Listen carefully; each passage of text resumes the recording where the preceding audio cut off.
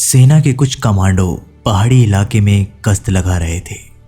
तभी अचानक उन्हें एक रहस्यमय गुफा दिखाई दी। वो कोतूहलवश गुफा के अंदर घुसे। गुफा में आगे बढ़ने के बाद उन्हें एक बहुत ही रहस्यमय चीज़ दिखाई दी।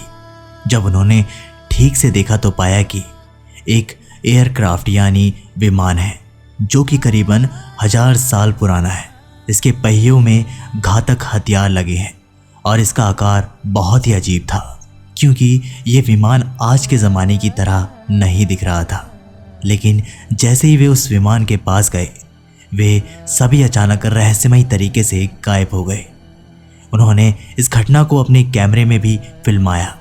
फिर जब सेना की दूसरी टीम उन्हें खोजते खोजते इस गुफा में घुसे तो सिर्फ उनका कैमरा ही मिला, बाकी सब के सब गायब थे। बाद में वैज्ञानिकों की टीम इस गुफा में आई और जैसे ही इस विमान को देखने के लिए करीब गई, वे सभी उन सैनिकों की तरह अचानक गायब हो गए। दोस्तों, ये घटना बिल्कुल सच है और दिमाग हिला देने वाली है। बाद में शोध करने के बाद पता चला कि ये विमान रामायण और महाभारत के समय का है जो यहाँ फंसा हुआ है। आखिर इस विमान के पास जाते ही सभी लोग क्यों गायब हो जाते हैं? आखिर कौन सी गुफा के अंदर है ये विमान और आज तक इसे क्यों कोई बाहर नहीं निकाल पाया? और जिसने भी इसे निकालने की कोशिश की वो क्यों रहस्यमय तरीके से गायब हो गया? इन सभी बातों को जानने के लिए इस वीडियो को बड़े ही ध्यान से और एंड तक देखिएगा। नमस्कार दोस्तों, आपका स्वागत है मंदिर लाइव इंडिया यूट्यूब चैनल में।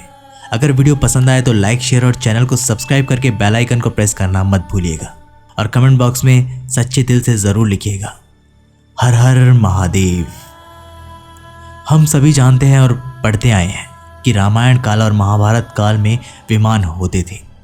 पुष्पक विमान के बारे में भी हम सबने पढ़ा है, लेकिन हाल ही में एक सनसनीखेज जानकारी सामने आई है। इसके मुताबिक अफगानिस्तान में एक 1000 साल पुराना विमान मिला है, जिसके बारे में कहा जा रहा है कि ये महाभारत कालीन हो सकता है। कहा जाता है कि विमान एक टाइम वेल में फंसा हुआ है अथवा इसके कारण सुरक्षित बना हुआ है। यहाँ इस बात का उल्लेख करना समुचित होगा कि time well electromagnetic shock wave से सुरक्षित क्षेत्र होता है और इस वजह से इस विमान के पास जाने की चेष्टा करने वाला कोई भी व्यक्ति इसके प्रभाव में आकर गायब या अदृश्य हो जाता है। कहा जा रहा है कि यह विमान महाभारत काल का है और इसके आकार प्रकार का विवरण महाभारत और अन्य प्राचीन ग्रंथों में किया गया है।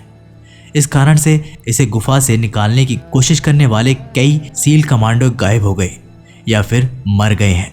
रशियन फॉरेन इंटेलिजेंस सर्विस का कहना है कि यह महाभारत कालीन विमान है और जब इसका इंजन शुरू होता है तो इससे बहुत सारी ऊर्जा निकलती है।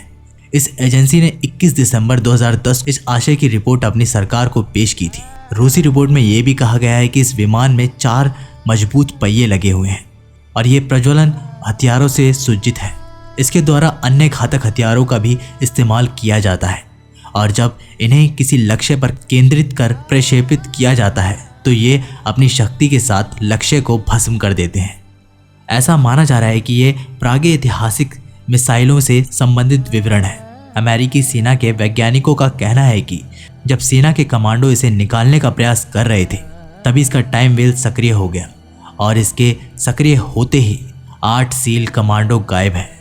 वैज्ञानिकों का कहना है कि टाइम वेल सप्रीलाकार में आकाशगंगा की तरह होता है और इसके संपर्क में आते ही सभी जीवित प्राणियों का अस्तित्व इस तरह समाप्त हो जाता है मानो कि वे मौके पर ही मौजूद ना हो। ASVR रिपोर्ट का कहना है कि ये क्षेत्र 15 अगस्त को पुनः एक बार सक्रिय हो गया था और इसके परिणाम स्वरूप 40 सिपाही और प्रशिक्षित जर्मन शेपर्ड डॉग्स इसकी चपेट में आ गए थे। संस्कृत भाषा में विमान केवल उड़ने वाला वाहन ही नहीं होता, वरन इसके कई अर्थ हो सकते हैं। ये किसी मंदिर या महल के आकार में भी हो सकता है।